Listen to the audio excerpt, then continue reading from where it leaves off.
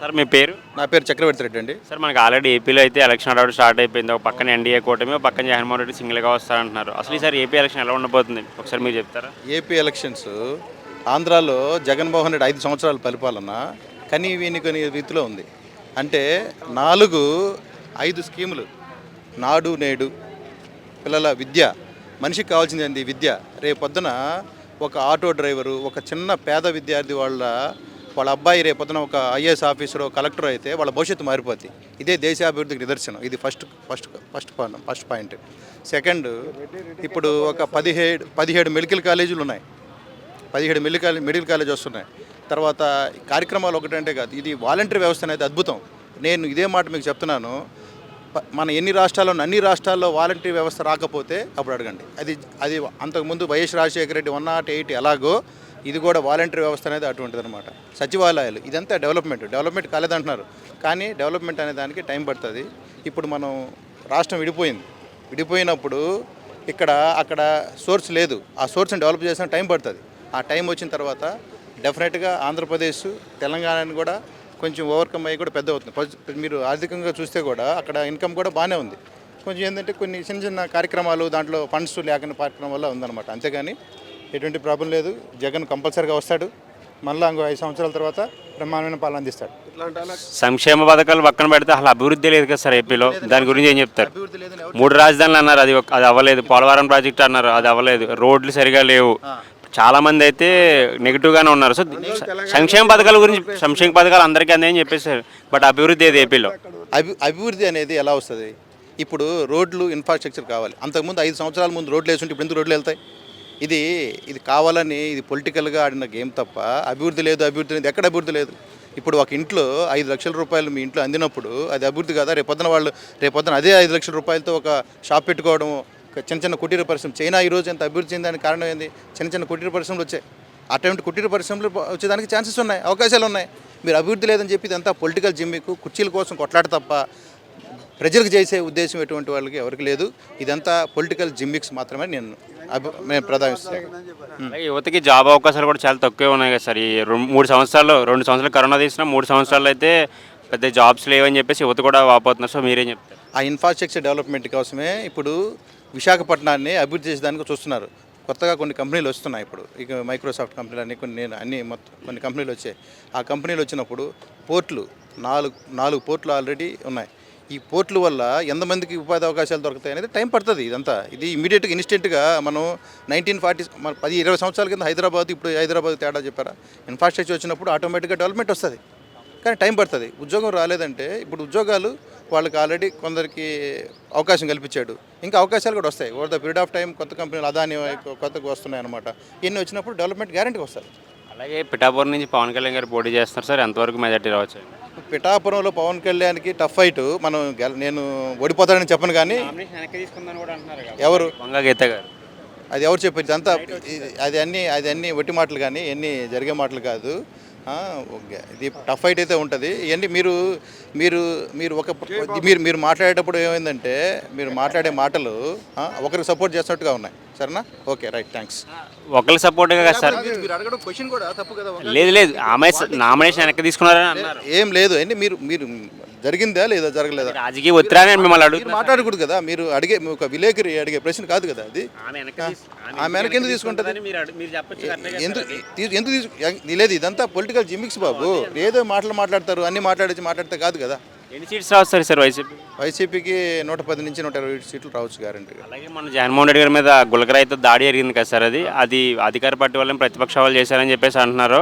ఇది కొడుకత్తి డ్రామాలా అని చెప్పేసి ఇప్పుడు ప్రతిపక్ష పార్టీలు అన్నారు సార్. దీని గురించి ఏం చెప్తారు? ఇదంతా పొలిటికల్గా ఆడిన గేమ్స్. ఎవరో పోయినప్పుడు ముక్కుమ్మడిగా చేసి ఉండొచ్చు. రాయి అనేది ఇప్పుడు నాకు నచ్చాలని లేదు కదా, నేను నీకు నచ్చాలని లేదు కదా.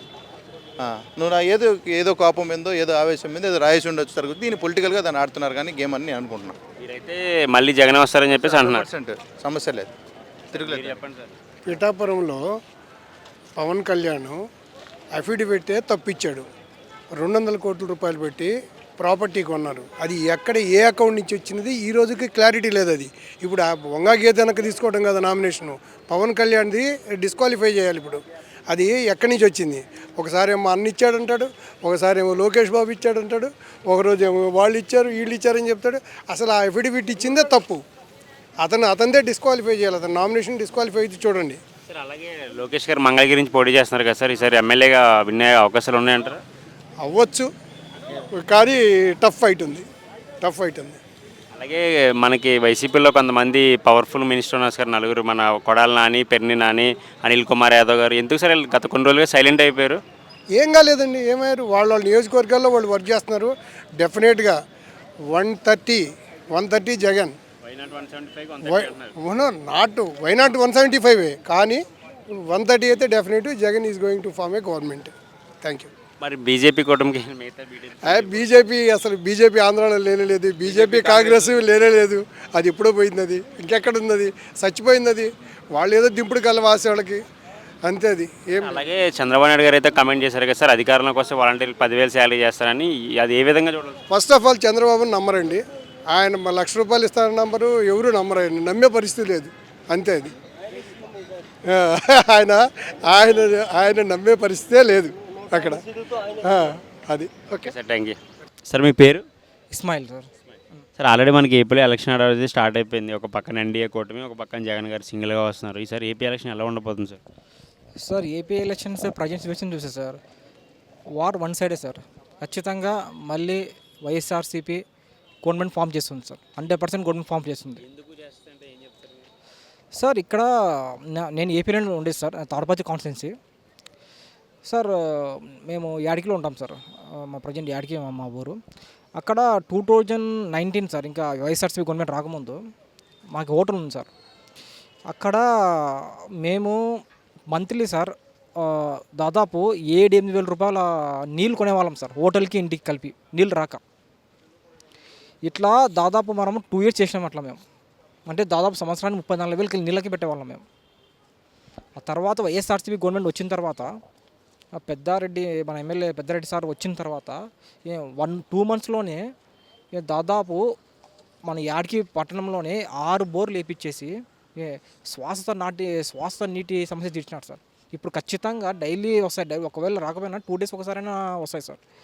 ఈ విధంగా మనకి డెవలప్ చేసినారు సార్. ఆయన మీకు చేశాడు, మరి జగన్మోహన్ రెడ్డి గారు మొత్తం ఏపీలో చేయాలి కదా, ఆయన మీకు ఒక్కరికే చేస్తే ఎట్లా సరిపోతుంది? జగన్మోహన్ రెడ్డి గారు దాదాపు సార్, మీరు రిపోర్ట్ ఇచ్చినా కూడా దాదాపు 2 లక్షల కోట్ల రూపాయలని డైరెక్ట్ ప్రజల అకౌంట్లో వేసినారు సార్. ఎంత ఇప్పుడు మామూలుగా మనకి సర్వే సెంట్రల్ గవర్నమెంట్ రిపోర్ట్ కూడా అదే చెప్తుంది. చాలా పేదరికం చాలా తగ్గింది అంటున్నారు ఏపీలో.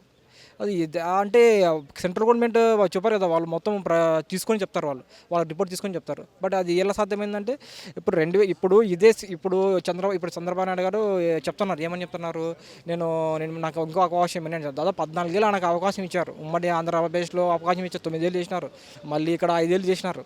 బట్ ఇలా చేయడం వల్ల వాళ్ళు ఇంతకుముందు ఆయన పేరు చెప్తే ఒక్క పథకం కూడా గుర్తురాదు ప్రజలకి.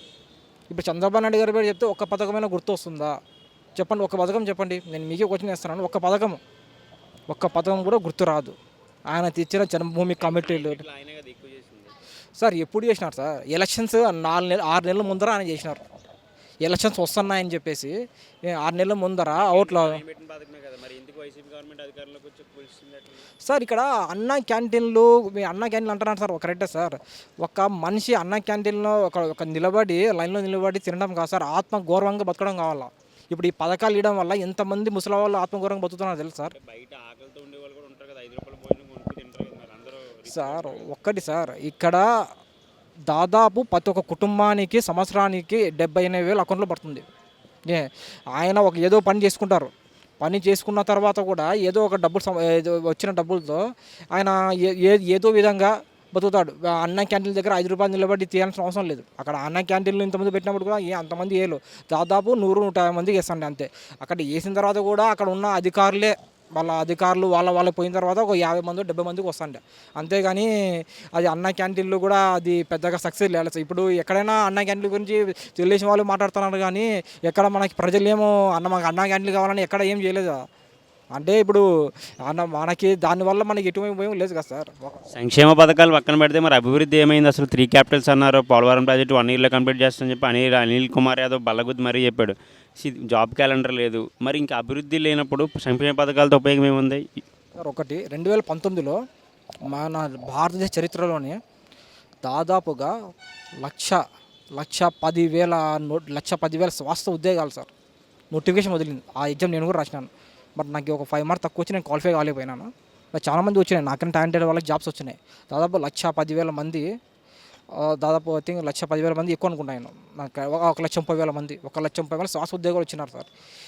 మన దేశ చరిత్రలోనే ఇంతవరకు ఎప్పటి జరిగిన నోటిఫికేషన్ అది. ఒకసారి రైల్వే గవర్నమెంట్ ఒకసారి 1,10,000 ఇచ్చింది. దానికన్నా ఒక ఓన్లీ స్టేట్ గవర్నమెంటే 1,30,000 పోస్టులు శాశ్వత పోస్టులని అంటే మనకి క్రియేట్ చేయడం అంటే మామూలు విషయం కాదు సార్ అది. ఇప్పుడు వాళ్ళ వల్ల ఎంతమంది నిరుద్యోగులు బయట పడినారు తెలుసా? ఆ తర్వాత ఈ నోటిఫికేషన్ వచ్చిన తర్వాత మన ప్రపంచం విపత్తు వచ్చింది, కరోనా వచ్చింది. 2 years కరోనాలో ఎంత ప్రపంచమంతా స్ట్రగుల్ అయిపోయింది. ఆ టైంలో మన ఆంధ్రప్రదేశ్ ఏం మన అతీతం ఏం కాదు. అప్పుడు కూడా ప్రజలు ఎటువంటి సమస్య లేకుండా బతికినారంటే సంక్షేమ పథకాల వల్లే బతికినారు. ఇప్పుడు 2 years పోవడం వల్ల ఆయన ఇప్పుడు 2 years పోయినా కూడా ఆయన జగన్మోహన్ రెడ్డి గారు ఒకవేళ కరోనా రాకపోతే ఇంకా బాగా డెవలప్ చేస్తారు. ఇంకా డెవలప్ చేస్తా అంటే ఇంకా కంపెనీస్ కూడా వస్తాయి సార్. ఇప్పుడు మనది సార్ ఒక కంపెనీ ఒక్కటి చెప్తున్నారు సార్, కంపెనీస్ అంటున్నారు సార్. సరే ఒక కంపెనీ రావాలంటే ఏం కావాలి సార్? ఇప్పుడు హైదరాబాద్ ఇన్ని కంపెనీస్ వస్తున్నాయంటే హైదరాబాద్లో ఐటీ దాదాపు ఈ ఒక్క శ్రమ కాదు 50 ఏళ్ళ శ్రమ అది. ఇప్పుడు సమస్య కాదు సార్. చంద్రబాబు నాయుడు గారు ఏమో ఇక్కడ తీసుకొని అక్కడ ఐటీ కంపెనీస్ ఏం పెట్టలేదు. అక్కడ ఎన్నో కోట విజయభాస్కర్ రెడ్డి గారు ఇంతకుముందు చాలామంది నేతలు కృషి వల్ల ఒక బ్రాండ్ ఉండడం వల్ల ఇక్కడ ఐటీ రావడం జరిగింది. అంతేగాని ఒక్కరి ప్రయత్నం వల్ల చంద్రబాబు నాయుడు గారి వల్ల కదా వచ్చింది. మరి సైబర్ సిటీ చంద్రబాబు నాయుడు వల్ల ఆయన ఎల్లో మీడియా అప్పుడున్న ఇట్లా సోషల్ మీడియా అయిపోయిన లేవు సార్. అప్పుడు ఎల్లో మీడియా అట్లా క్రియేట్ చేసుకున్నారు, సైబర్ సిటీ అని వచ్చింది. దానికన్నా ముందే మనకి ఇక్కడ హైదరాబాద్ అనేది ముందు నుంచి ఒక బ్రాండ్ సార్. మీకు అందరూ తెలుస్తున్న దాదాపు నిజాం కాలం నుంచి కూడా ఇది ఒక బ్రాండ్గా ఉంది. ఇక్కడ ఐటీ రావడం అనేది పెద్ద విషయం కాదు. అప్పుడు చాలా మంది పరీక్షించారు అప్పుడు ఐటీ రావాలని ఎదురని. అప్పుడు 2000 సంవత్సరంలో ఐటీ డెవలప్ అవుతుంది. ఇంకా అది మనకి మీరు చేస్తున్న 1992లో ఐటీ స్టార్ట్ అయింది. ఐటీ స్టార్ట్ అయినప్పటి నుంచి మనకి అప్పటికి కొంతమంది కంపెనీస్ పెద్ద కంపెనీస్ మనం స్టార్ట్ చేద్దాము అనుకున్నప్పుడు అప్పుడు హైదరాబాద్లో కూడా పెడదాము అన్న ఆలోచన ఉన్నప్పుడు అక్కడ హైదరాబాద్లో పెట్టారు. అంతేగాని ఆయన పోయి మాట్లాడడం వల్ల ఆయన పోయి పిచ్చుకోవడం వల్ల అట్లా ఏం జరగలేదు సార్. అది హైదరాబాద్ అనేది ముందు నుంచి ఒక బ్రాండ్, ఆ బ్రాండ్ తగ్గట్టు అది డెవలప్ అయింది. సంక్షేమ పథకాలు అన్నీ అక్కడక్కడ అభివృద్ధి జరిగిందని మీరు అంటున్నారు. మరి ఎందుకు ముఖ్యమంత్రి గారు పరదాలు చూడడం రావాల్సిన అవసరం ఏముంది ఆయనకి? సార్ ఇప్పుడు చూస్తున్నారు కదా సార్, మీరు బస్సు యాత్ర చేస్తున్నారు. ఇక 28 నుంచి మన తాడపత్రి కాన్స్టిట్యూన్సీలో కూడా స్టార్ట్ అవుతుంది. మనకి ఆయన డైరెక్ట్ బహిరంగ సభలో మాట్లాడుతున్నారు సార్. ఇప్పుడు ఎక్కడ కూడా ప్రజలు దాదాపు మీరు చూసింటారు సార్, సోషల్ మీడియా కూడా ఫాలో అవుతుంటే దాదాపు కొన్ని లక్షల మంది అక్కడ వచ్చినప్పుడల్లా కొన్ని లక్షల మంది కలుస్తున్నారు. వాళ్ళకేమో ఇంత ఎండ దాదాపు మనకి ఏపీలో చాలా ఎండలు ఉంటాయి. ఇంత ఎండలో రావాల్సిన అవసరం లేదు సార్ వాళ్ళకి. బట్ ఎందుకు వస్తున్నారంటే సార్ ఒక్కటి సార్, ఈ ఎల్లో మీడియా చేస్తున్న ప్రచారమే కానీ మనకి దాదాపు నా మార్క్ వర్క్ చేసుకోండి సార్, దాదాపుగా 120 నుంచి 130 స్థానాల్లో వైఎస్ఆర్సీపీ గవర్నమెంట్ ఫామ్ చేయబోతుంది. ఇదైతే కన్ఫామ్ సార్. మీరు ఎల్లో మీడియా ఇక్కడ ఎందుకంటే ప్రజెంట్ నేను చూసినా మా తాడపత్రి కాన్స్టిట్యున్సీ అక్కడ పోయి చూస్తే సార్ కొంతమంది ఇళ్ళకి కొంతమంది ముసలావులు ఉంటారు. వాళ్ళు 1వ తేదీ ఇంతకుముందు చంద్రబాబు ఉన్నప్పుడు 1వ తేదీ పింఛన్కి పోతే దాదాపు 7-8 రోజులు క్యూలో నిలబడి ఎండలో నిలబడి వాళ్ళ పనులు మానుకొని పనులు మానుకొని వచ్చే అక్కడే ఉండి క్యారీలు తెచ్చుకొని అక్కడే తినుకుంటా ఉండేవాళ్ళు సార్. కానీ ఇప్పుడు 6 గంటలకే మన పింఛన్ చేతి వంచుతుంది. వాళ్ళు ఎక్కడ పోవాల్సిన అవసరం లేదు. వాళ్ళ పని వాళ్ళు చేసుకుంటున్నారు. సోమరిపోతులు అవుతున్నారు కాదు సార్, వాళ్ళ పని వాళ్ళు చేసుకుంటున్నారు. బట్ ఇది పెన్షన్లు తీసుకుంటున్నారు. సోమరిపోతులు అవుతాననే మాటనే కాదు సార్ ఇది. ఇప్పుడు సోమరిపోతులు అవుతానంటే అదే పథకాలు పేర్లు మార్చి చంద్రబాబు నాయుడు గారు ఇస్తున్నారు కదా. నెక్స్ట్ అదే చెప్తున్నారు కదా, నేను పేర్లు మార్చి ఒక్కొక్కరికి అమ్మఒడి ఇస్తాను, నేను 10,000 ఇస్తే నేను ఎంతమంది ఉంటే అంతమందికి ఇస్తాను అంటున్నారు కదా. మళ్ళీ ఇవన్నీ ఎందుకు సార్? ఏమనంటే నేను సంపద సృష్టిస్తానంటున్నారు. నీ 14 ఏళ్ళు అవకాశం ఇచ్చినప్పుడు మీరు ఎక్కడ సంపాదన సృష్టించినారు సార్? 14 ఏళ్ళు మీకు అవకాశం ఇచ్చినారు కదా, అప్పుడు సంపాదన సృష్టించలేకపోయినారు. మీరేం మొదటిసారి ముఖ్యమంత్రి ఏం కాలేదు కదా. ఇంతకుముందు కూడా మీరు ముఖ్యమంత్రి అయినారు, చేసినారు. మళ్ళీ ఎక్కడ సంపాదన సృష్టించారు మీరు? 2014 కూడా మీరే ముఖ్యమంత్రి కదా. జగన్ సార్ రాకముందు కూడా మీరే ముఖ్యమంత్రి 2014. అప్పుడు ఎందుకు సంపద సృష్టించలేకపోయినారు? సంపద సృష్టించడం కాదు సార్, మన ఒక కంపెనీ రావాలంటే ఏ కంపెనీ కరెక్ట్ సార్. ఇప్పుడు హైదరాబాద్ కంపెనీస్ వస్తున్నాయంటే ఇక్కడ ఐటీస్ ఉంది, ఇక్కడ కంపెనీ పెడితే ఇక్కడ నీడ్ సోర్సెస్ ఉంటాయి. మనకి ఏదైనా కూడా ఎటువంటి టాలెంట్ అయినా అయితే జరుగుతారు. అదే ఇప్పుడు మనకి ఆంధ్రప్రదేశ్ అనేది ఇప్పుడు డెవలప్ అవుతుంది సార్. వాళ్ళు ఇప్పుడు డెవలప్ అవుతుంది కాబట్టి కొంచెం టైం పడుతుంది. అంటే ఏ 5 ఏళ్ళలో 10 ఏళ్ళలో జరగదు సార్, కింద కూడా టైం పడుతుంది.